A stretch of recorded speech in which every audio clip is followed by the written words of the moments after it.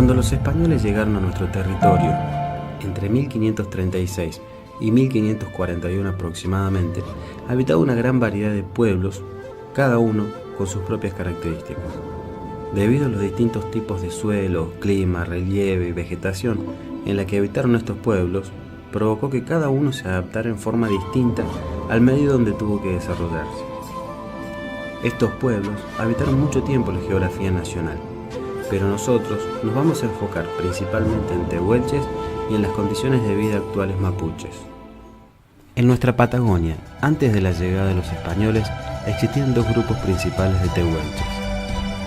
Con una frontera aproximada en el río Chubut y hacia el norte, hasta los ríos Limay y Negro, los tehuelches septentrionales, y hacia el sur, hacia el estrecho de Magallanes, los tehuelches meridionales. El vocablo tehuelche es de origen mapuche y significa gente bravía y corresponde a la raza de los pueblos pampeos. Ellos se denominaban a sí mismos Aoniquén, pero los mapuches, como ya mencionamos, les llamaron tehuelches, siendo este el nombre por el cual son más conocidos. Sus orígenes se remontan a 4.500 años atrás. Varios sitios arqueológicos muestran patrones similares de dieta y vivienda. Existen dos fases en su historia. Una primera fase llamada pedestre, que fue documentada por medio de viajeros europeos.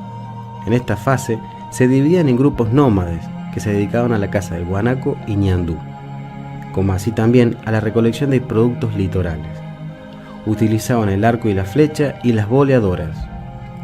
En la segunda fase usaron el caballo, el cual, a su vez, revolucionó su modo de vida y que ocasionó el aumento significativo en las distancias recorridas. En el siglo XVIII y siglo XIX, los tehuelches tuvieron influencia de los mapuches. En 1876 se introdujo por primera vez ganado ovino a la Patagonia, lo que inició la colonización de este territorio. En 1878, el gobierno argentino procedió a la entrega regular de concesiones a los colonos, y luego se inició la invasión en los campos interiores del territorio tehuelche. Se entregaron grandes extensiones para la ganadería, provocando la pérdida de acceso a los recursos naturales tradicionales de esta etnia. Eran muy robustos, de rostro grande y labios muy gruesos. Su nariz era ancha y corta, y su piel cobriza con cabellos negros. Vivían en tribus formadas por varias familias y el padre tenía la autoridad en el hogar.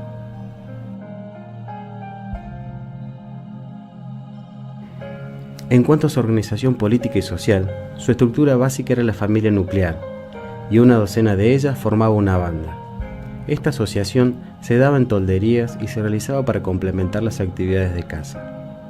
El gobierno era ejercido por caciques, cuyo cargo era hereditario. El modo de vida que llevaba este pueblo era nómade, debido a la búsqueda de los mejores sitios de caza. Cada nuevo traslado implicaba el paso a una región no afectada por derechos de caza reconocido a otras tribus, o el compromiso de aceptación de las que pudieran sentirse perjudicadas. La violación de los límites jurisdiccionales de esas posesiones implicaba la guerra. Los tehuelches tenían instituida la esclavitud. Si hablamos de su economía, cazaban guanaco, cuya carne era importante y cuya piel era materia prima de vestidos, abrigos, habitación y otras necesidades. Usaban la boleadora, cercando las presas en un semicírculo, usando caballos y perros. Recolectaban vegetales comestibles y medicinales, mariscos en la costa. Con la incorporación del caballo en el siglo XVIII, surgieron grandes cambios en la economía del pueblo. La adaptación del caballo les hizo extender el rango territorial por medio de cacerías y de esta manera asegurar sus alimentos. Hablamos de sus costumbres. La mujer estaba a cargo de las actividades domésticas, como buscar leña, agua, hasta de cocinar los alimentos. También se encargaban de cuidar, criar y educar a los niños. Preparaban los cueros y manufacturaban ciertos objetos. En sus manos estaba la decoración de los mantos, bolsos, cinturones y naipes. Los hombres se dedicaban a la caza y a la fabricación de armas para la cacería, aunque mucha parte del tiempo lo pasaban descansando y comiendo. La elaboración de la utilería ecuestre progresivamente se fue haciendo más compleja y generó una importante actividad artesanal. La pintura fue la clave del arte tehuelche.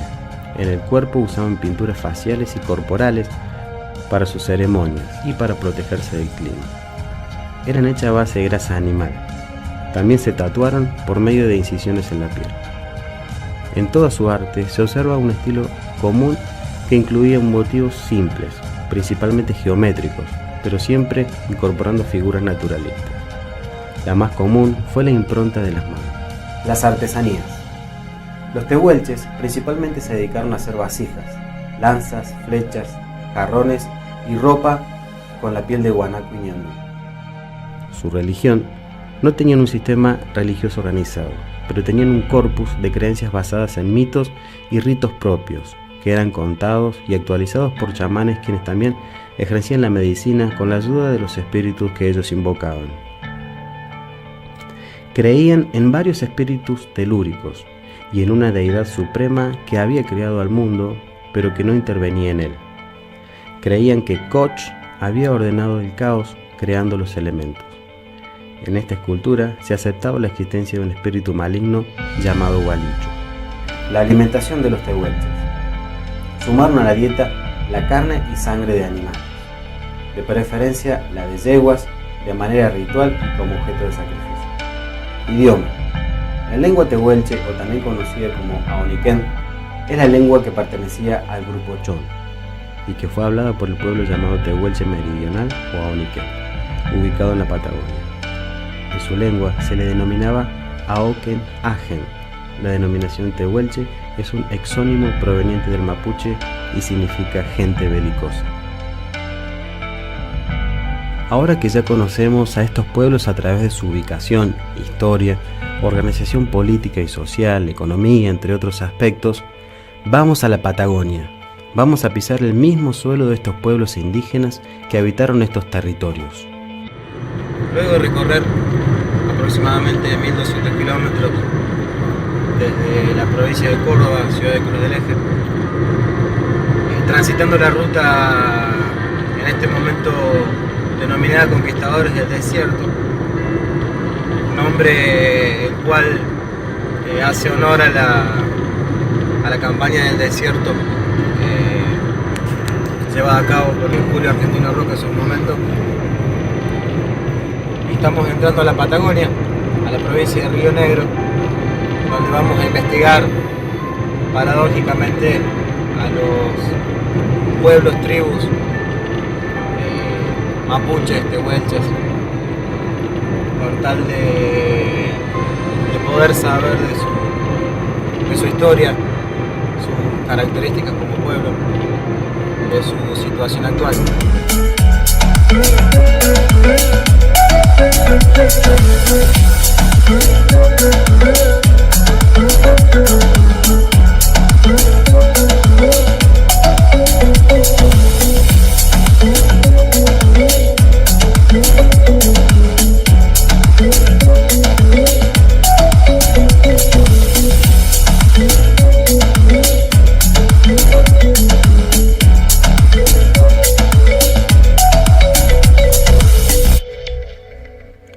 Ya en suelo patagónico comenzamos a intentar corroborar de una u otra forma todo lo que hablamos anteriormente.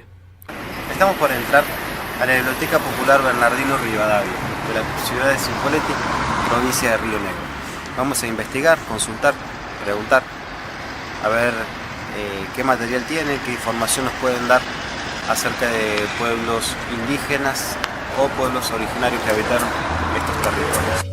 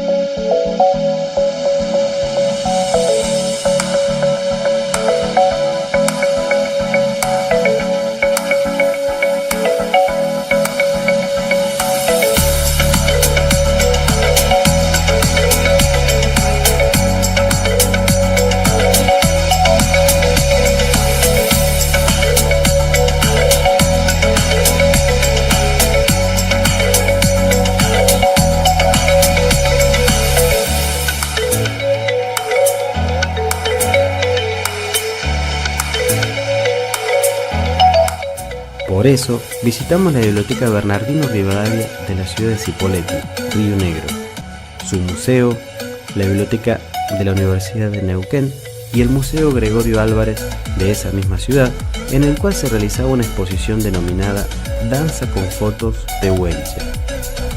Sí, el destino quiso que justamente el día que visitamos el museo se llevaba adelante esta exposición.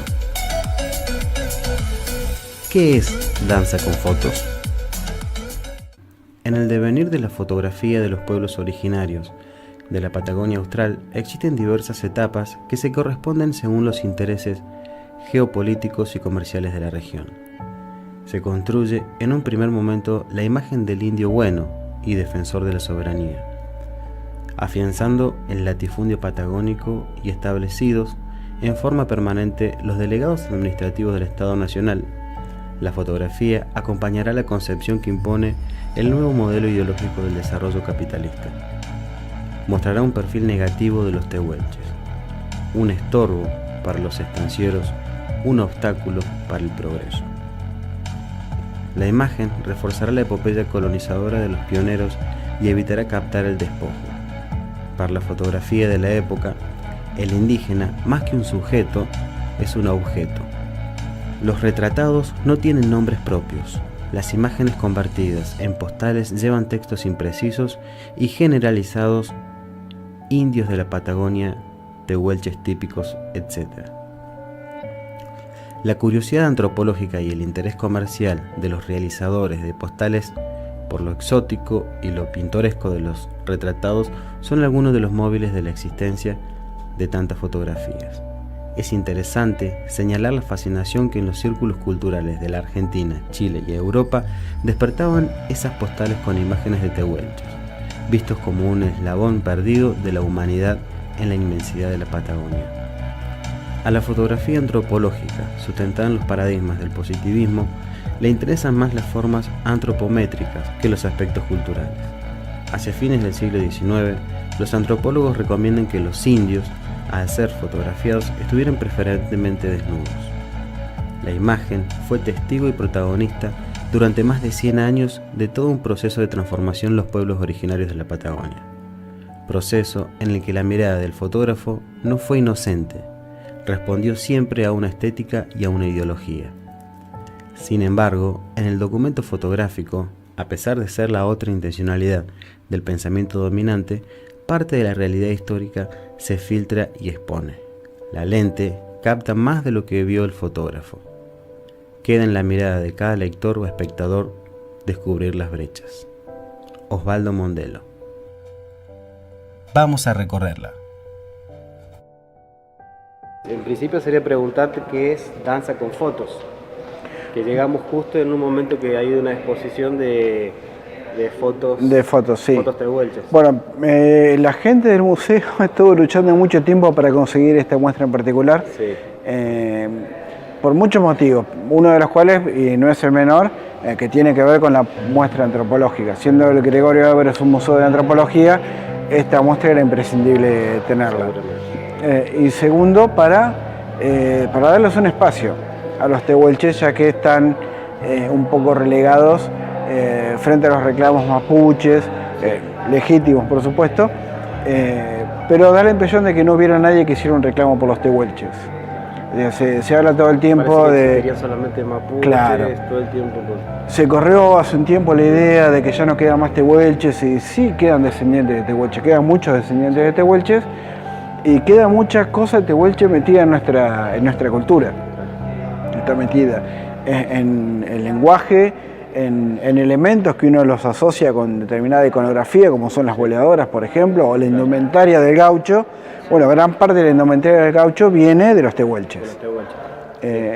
Lo primero que tenemos para ver acá, más allá del texto curatorial, es una especie de mini resumen que no le va a hacer mucho honor a los tehuelches, pero sí es un mini resumen de algunos elementos tehuelches que lograron que ellos sobrevivan como ganaderos, por ejemplo, como cuidadores de caballos. Por eso el lazo, por eso las espuelas. La bota de potro, que para mí es muy significativa frente a la forma en la que se los presentan muchas fotografías que hay en esta muestra, que la muestra en sí es eso, es una recopilación de fotos sobre cómo se veía a los tehuelches hace 100 años o 120 años o 200 años. Estamos hablando de una época, principio del siglo XX, donde existían los zoológicos humanos, sí, donde existía el humano reducido a un simple fenómeno de circo, y en cierta forma es lo que se ve en muchas fotos acá. Al tehuelche, leí, estuve investigando, no podía ver el mar. Leí que no podía ver el mar y en un momento españoles lo quieren llevar a Europa, tipo exposición, o sea. Sí, sí, una cosa para mostrar. Y lo llevaban a mostrarlo. Y bueno, el tehuelche al ver el mar era algo como sagrado, no lo podían ver, hasta se suicidaban. Sí, sí. Pero sí, era una cosa y lo llevaban, lo mostraban como si fuese un objeto. Sí, una curiosidad de otro mundo. Por ahí algunas de las fotos más significativas que hay acá. Sí. Bueno, para empezar, hay una sola foto en la que se ve a un personaje, a una mujer sonriendo. Hay una sola foto en toda la exposición. Después, en ninguna foto se los ve bien, porque son fotos de un pueblo vencido, de un pueblo esclavizado, de un pueblo derrotado, y presentados como un fenómeno. Y una de las cosas que les decía hace un ratito es la idea de tratar de causar el mayor impacto posible frente al civilizado. O sea, civilización contra barbarie. Se los ve semidesnudos, con sus pieles, descalzos. Los tehuelches no andaban descalzos, por eso las botas de potro ahí. Que si bien las botas de potro no las usaban para caminar, las usaban para cabalgar, pero sí andaban con calzado. Así que es un acting, como dicen hoy en día, es una recreación de hecho, de cómo se los ve. Por la foto, o sea, como que fue una foto armada. Así que se los ve descalzos, los patagones en patas, con grilletes incluso, por ejemplo, no vaya a ser que se escape. Así que un poco es lo que muestra acá con los textos. La idea de la fotografía que les robaban el alma. En la muestra misma se incorpora un televisor donde se proyectan constantemente 2 videos de Canal Encuentro, de un ciclo de documentales muy bueno que sacó Encuentro, que tiene que ver con los pueblos originarios. Así que ahí se ve... Ahí vi lo que te contaba recién, en Canal Encuentro. Claro, sí. Buscando así información, vi eso que te contaba de... Claro. Sí, yo recuerdo haberlo visto ahí. En esos documentales. Bueno, lo que se ve es el episodio 5 y 6, que es precisamente los tehuelches. Los tehuelches, sí. Así que eso está ahí en loop. Y hay un dibujito animado que siempre lo pasamos cuando voy en una escuela con chicos, porque está bueno, sobre la leyenda del Calafate. Entonces, cuando terminan de hacer el recorrido de las escuelas, los chicos se sientan ahí y ponemos el dibujito que habla sobre la leyenda del Calafate, una leyenda tehuelche, pero en dibujos animados, y aparte va mostrando un poco cómo era la vida de los tehuelches, así que eso está bueno y siempre les gusta a los chicos. Otros elementos característicos, bueno, la boleadora, ya la boleadora que conocemos nosotros, la famosa de las Tres Marías, ya sea la potrera grande o la ñandosera, que era la más chiquita. Y después el detalle que a veces lo contamos, a veces no, depende de la gente, sobre hasta qué punto ha influenciado el tema de los tehuelches en nosotros, por ejemplo, que es, que creo que lo contó Felipe Piña en algún momento, que es de dónde provienen las palabras boludo y pelotudo, que viene precisamente de esto, de las guerras independentistas, las milicias que luchaban con Güemes o con Belgrano, los que iban adelante de todos iban armados con boleadoras o con bolas, y ellos eran los boludos. El boludo que iba adelante, pero no era boludo porque era el tonto, era porque el que iba con las bolas. Pero como era el que iba adelante, el carne de cañón, después terminó asociándose la palabra precisamente al boludo. Así que la influencia que está todavía hoy en día dando vueltas en nosotros, que muchas veces no tomamos en cuenta. Y una de las cosas que yo le había dicho en la parte de la muestra antropológica, la otra, que tenía que ver con la vestimenta de los pobladores que había acá hace 7.000 años o 10.000 años, no es muy distinto de la ropa del tehuelche, que son las pieles de guanaco con la parte de pelaje para adentro, como se ve ahí. Quillango es el nombre. Es la piel de guanaco con la parte de la piel para adentro. En las épocas más antiguas lo cosían con tendones de choique. Así que vos pensás que para que un hombre adulto se vista necesitaba varios guanacos para poder armar su ropa y varios choiques para coserlo. Así que eso fue un proceso que duró, que se mantuvo durante miles de años, la forma de vestirse y la forma de hacer los refugios. Por los refugios tehuelches, que eran las 7 estacas cubiertas de pieles. Claro, eso se usó así durante miles de años y de hecho era tremendamente efectivo. Los propios cronistas europeos de la época, del siglo XIX por ejemplo, hablaban de que eran extremadamente confortables los toldos tehuelches. Todos adentro estaban recubiertos de pieles también y te daba incluso cierto grado de intimidad. En una época en la que la intimidad tampoco era tan normal, no todo el mundo podía disfrutar de la intimidad, y mucho menos en un grupo así, pero adentro lo había porque tenían subdivisiones hechas con las pieles, entonces podían vivir. Imagínense que eso soportaba los vientos patagónicos, así que... Los patagónicos en ese momento... O sea, hoy es difícil. Un clima hostil siempre. Claro, hoy es difícil, imagínense hace 200 años o 100 años. Después, durante la época de los conflictos territoriales con Chile, de fines del siglo XIX, después de concluida la campaña del desierto, la conquista del desierto, como decían ellos, a los pocos que quedaron se les repartían muchas veces, ya sean cargos o rangos militares, y se le daban banderas y le decían, bueno, vos quédate ahí, tipo reservas, más que nada para demostrarle a los chilenos de que había argentinos acá. Entonces se ve, por ejemplo, acá en esta foto de 1899, que están celebrando la fiesta patria con banderas y todo, como si fueran parte de la Argentina, como si fueran considerados parte de la Argentina. La idea era puramente marcar posición para que en Chile se supiera que acá sí había pueblo que no venían a hacer el reclamo.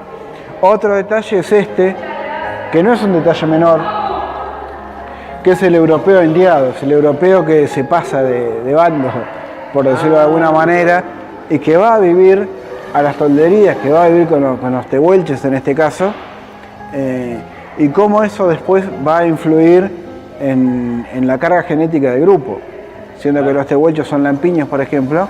Hoy en día no es raro ver descendientes de tehuelche con barba, bigotes. De hecho, en alguna foto acá se ve alguno con barba y bigote, y eso tiene que ver por la carga genética europea, en realidad.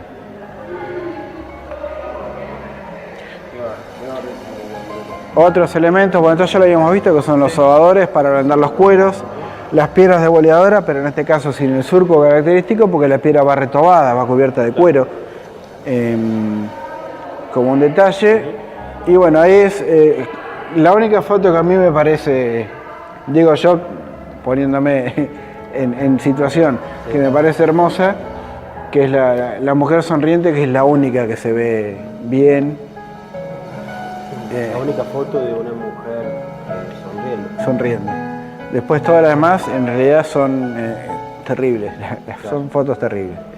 Y esto también, la idea del alma robada, que por ahí hemos visto alguna vez en alguna película, del temor que tenían de que les robaran el alma, que acá ocurría eso, y se les sacaba fotos y se armaban afiches, y después eso se llevaba a Buenos Aires y ahí hacían la repartida de indios, como si fueran cachorritos, para que la gente los tenga, y los que tenían, depende de su nivel de suerte, iban a parar como sirvientes esclavizados a alguna casa, o se iban a trabajar a la zafra, a Tucumán. Así que eso estaba. Entonces son...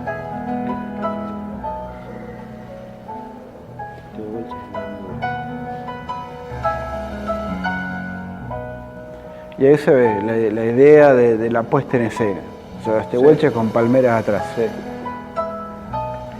Mostrarlos lo más salvaje posible.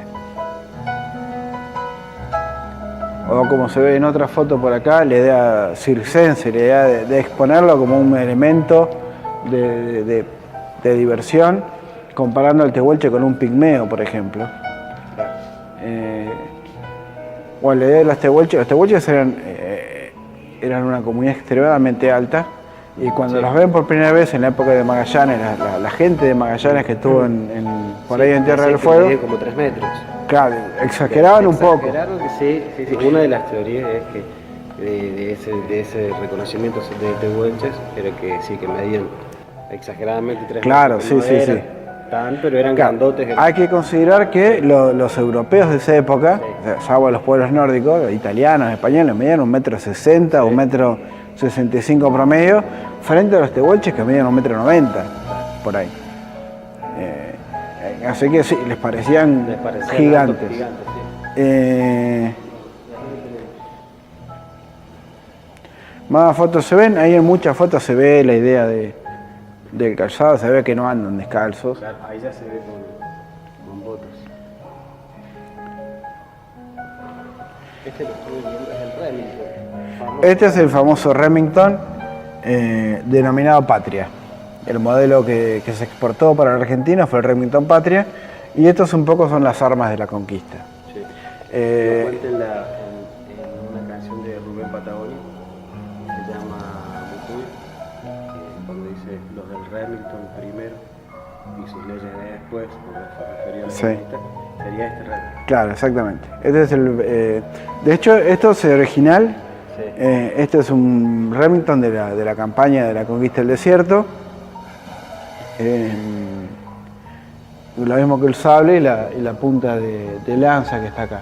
Pero Casamichela, que fue un gran estudioso del tema, algunos lo odian, otros no, él decía que no fueron tantas las balas que se dispararon como los pozos que se envenenaron, las enfermedades que se les dieron o las botellas de alcohol que se les repartieron.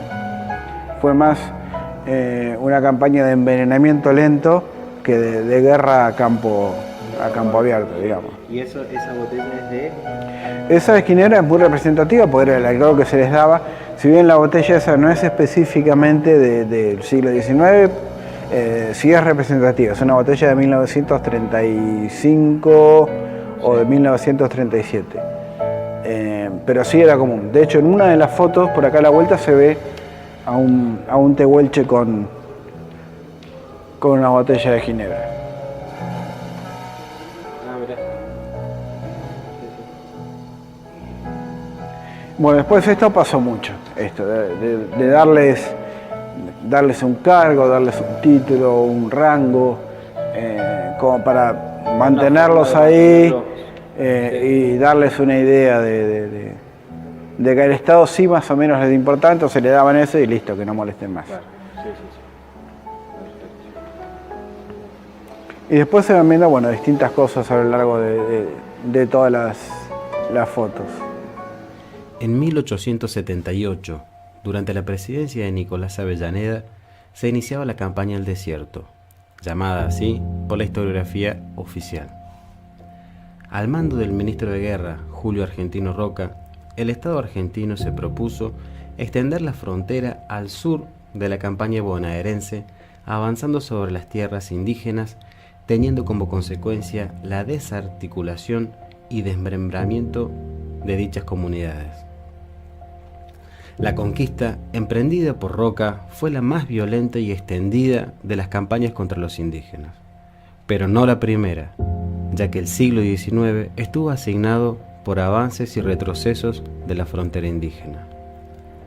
Una vez apresados, los indígenas eran trasladados y confinados en distintos espacios de encierro dependientes del ejército y la marina, con el objetivo de civilizarlos, donde los bautizaban y cambiaban sus nombres, para luego pasar al sistema de reparto que implicaba la distribución de manera forzada en emprendimientos productivos, ya sean estancias, ingenios, viñedos, canteras, etc. El proceso de conquista se complementó con un discurso oficial que tenía por objeto la invisibilización de las diferentes comunidades. La diversidad de pueblos y sus diferentes características pasaron a ser simplificadas en la generalización del indio, borrando así los nombres de dichas comunidades. Ese otro, construido como inferior e incivilizado, fue reemplazado en la historiografía oficial por la imagen de una Argentina donde sus habitantes bajaron de los barcos provenientes de Europa. Tras la campaña del desierto, los tehuelches fueron desplazados a reservas en las zonas más aisladas y estériles de la Patagonia, sufriendo un proceso de degradación física y moral que condujo hasta casi su total desaparición. Sin embargo, aún existen algunas comunidades de descendientes de tehuelche en la provincia de Santa Cruz. La más importante de ellas es Camusu Aique, a 180 kilómetros de Río Gallegos, donde sus escasos habitantes tratan de reivindicar las raíces, la memoria y la lengua del pueblo tehuelche. En cuanto a su situación actual, hoy los tehuelches reclaman sus derechos ancestrales sobre vaca muerta en Neuquén, y no son mapuches. Ellos aseguran contar con todas las investigaciones pertinentes para demostrar su presencia en la zona de Añelo desde hace 5.000 años. Su siguiente paso es formalizar una solicitud territorial a la provincia que, de aprobarse, los ubicaría arriba de una de las reservas de gas y petróleo más importantes del planeta. Desde ese momento, las empresas multinacionales tendrían que pagarles derechos de superficie, entre otros ítems vinculados al uso de su propiedad. Antes que los estigmaticen, aclaran: no hacemos piquetes. Los Gunum Acuna, más conocidos como tehuelches, mantuvieron disputas territoriales con los mapuches. Algunos las sitúan entre fines del siglo XVIII y principios del siglo XIX. Sin embargo, la conquista del desierto terminó por subyugar a todas las culturas indígenas que habitaban el sur. Hoy, los Gunum Acuna le piden a la provincia gobernada por Omar Gutiérrez que les sea reconocida su presencia antiquísima en áreas sensibles para el desarrollo energético como Vaca Muerta. Durante el 2016, sus integrantes neuquinos se dedicaron a ordenar los antecedentes que se remontan a 5.000 años en la región. Queremos que nos respeten como a los mapuches y nos den el sitio que nos corresponde. También tenemos que decir que hoy en día la etnia aborigen con mayor cantidad de descendientes en la Patagonia es la mapuche. Entre la zona central y la precordillera de las provincias de Neuquén, Río Negro y Chubut se concentra hoy la población indígena mapuche. Poseen un nivel de vida inferior al promedio de otras zonas patagónicas, ya que las características ecológicas y los limitados recursos naturales de la región la vuelven un área marginal. Esto se refleja directamente en la infraestructura social básica para el bienestar de la población. Hay pocas escuelas, albergues y hospitales, como así también escasas o nulas posibilidades de recreación. La asistencia general se realiza a través de los municipios, como la provisión de agua potable y energía eléctrica, los medios de transporte y las comunicaciones. Mediante visitas domiciliarias que realizan los maestros, se está logrando la asistencia a las escuelas o a la incorporación a los albergues de la mayoría de los menores, lo que permitirá mejorar notablemente los índices de analfabetismo y abandono escolar de la zona. Se estima que el 38% de los adultos es analfabeto y casi un 70% con escolaridad incompleta. El nivel de vida, de por sí bajo en las zonas urbanas, disminuye considerablemente en los parajes y aún más en las reservas o comunidades indígenas. El acceso a estos lugares suele ser difícil en invierno y en algunos casos quedan incomunicados varios meses, ya que carecen de servicios de transporte y tienen como su medio de movilidad más habitual al caballo. Existe una gran dispersión de la población. Las áreas rurales se localizan en forma estrellada y las comunicaciones se dan con los centros urbanos, nunca entre sí, puesto que en ellos se comercializan los productos y se adquieren los bienes necesarios para su subsistencia.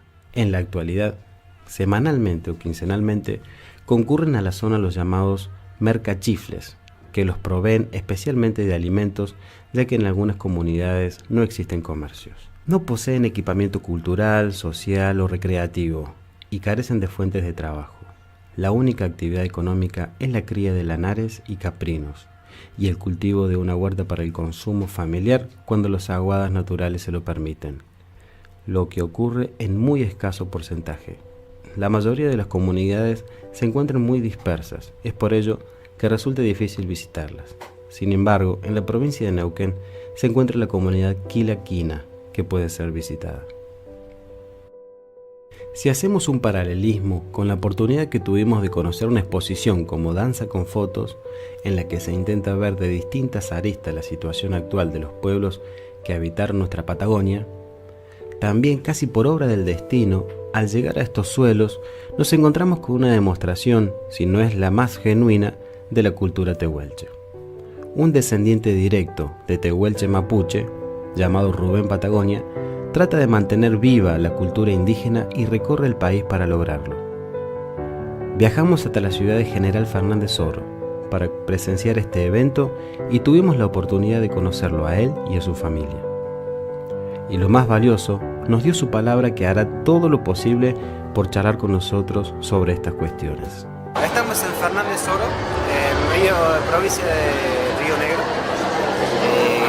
Las comunidades tehuelches, mapuches en la zona tratan de mantener viva su cultura.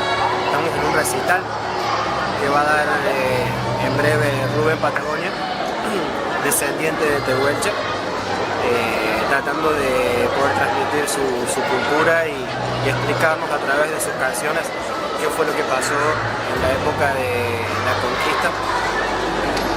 Ver del lado del mapuche, del tehuelche, qué fue lo que pasó.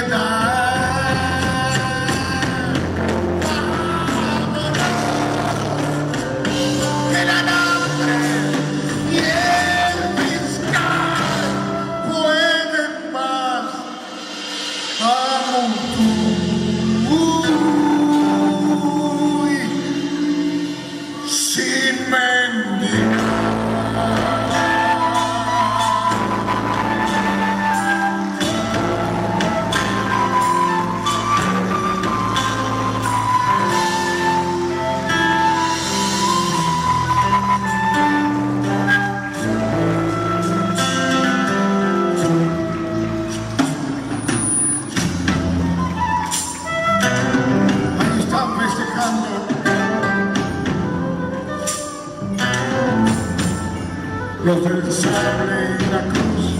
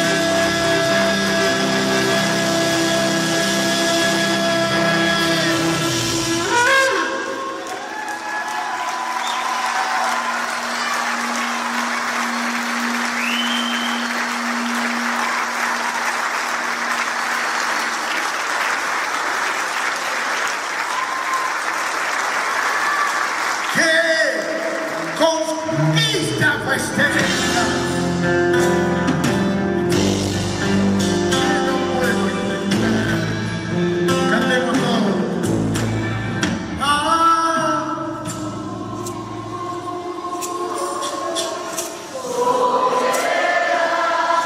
Muchas gracias. Mi hermano.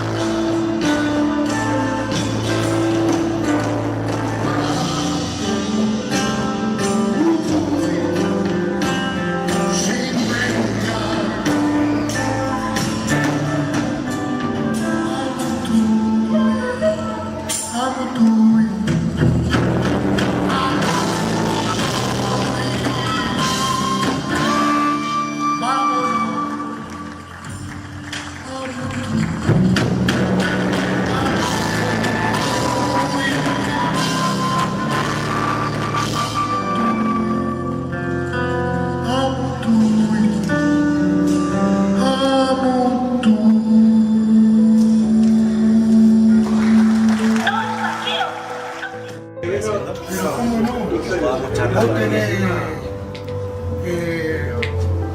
a ver, algo. Sí. Date el teléfono. Él ya tiene el contacto con Jerez. Él está hablando con Jerez. Ya tiene el contacto nuestro. Para que podamos charlar. Bueno, sí, yo vivo en Córdoba. Sí, me contó que estás más cerca. Es más fácil que para que podamos. Y tengo mi hijo que vive con su compañera y su hijo. Y el nietito mío en Capilla. En Capilla del Monte, nomás, cerquita. Así que, buenísimo, ya que la estás acá. oportunidad. Esa es mi mamá. ¿Cómo estás? Un gusto, señora? encantada. Muy lindo su Bueno, muchas gracias. y espero que podamos charlar. ¿Cómo no? Cuando vos te hables. Muchísimas gracias. Un gustazo. Mañana nomás nos volvemos. Le decíamos averiguar si podemos algo para nosotros. No. Siempre pensamos qué hubiera sido de la Argentina si todos los pueblos indígenas que fueron aniquilados por la conquista hispánica primero y por el Estado argentino después estuvieran hoy con nosotros. Sería maravilloso contar con la presencia de estos pueblos extraordinarios, con grandes cosmovisiones y realizaciones admirables en todos los órdenes. Pero están presentes sus espíritus y están presentes sus otros hermanos, que siguen firmes y de pie, y que han tomado sus legados, ayudando hoy, más allá de los negadores, discriminadores y racistas de siempre, a construir sociedades pluriculturales en donde el respeto por las diferencias sea la regla. Por nuestra parte, seguiremos plantando las semillas que contribuyan a estos propósitos, a la defensa de los legítimos derechos de los pueblos indígenas y al respeto por su historia, que no es otra cosa que el respeto por nosotros mismos.